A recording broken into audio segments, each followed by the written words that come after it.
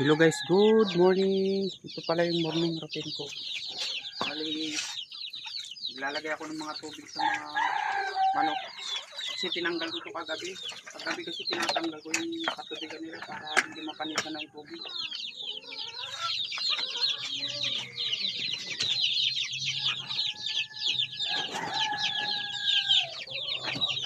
Ito yung mga ano ko, 3 months. Yung mga manok ko. Bumaba ng isa.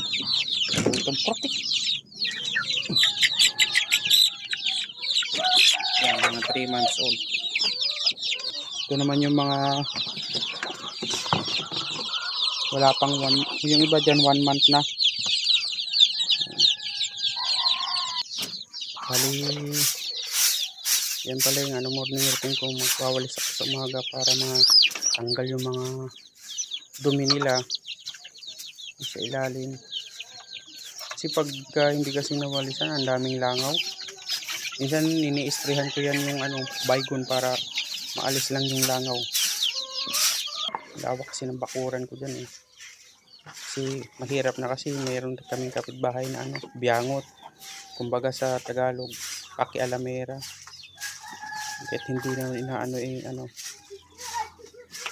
mapunta lang yung manok dun sa bahay nila, nagagalit na.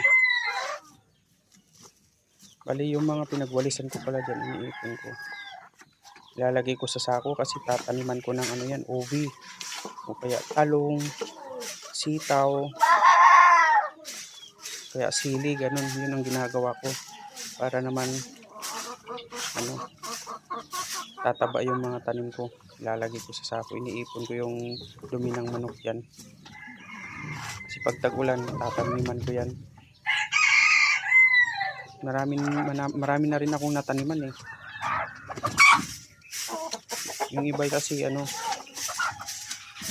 pag hindi ko kasi nilagay sa sako, lalangawin. Kaya yun, lalagay ko sa sako.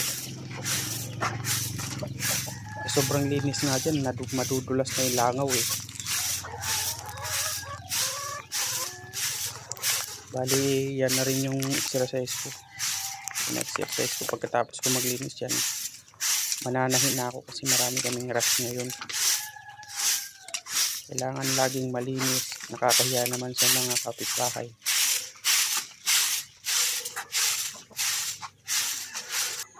Pagkatapos ko maglinis yan, nagpapakain ako ng mga manok kasi nagbabad na ako kanina. Kailangan ibabad muna yung pagkain ng manok para lumambot. Para sa mga sisiw naman, para hindi mahirapan lumunok.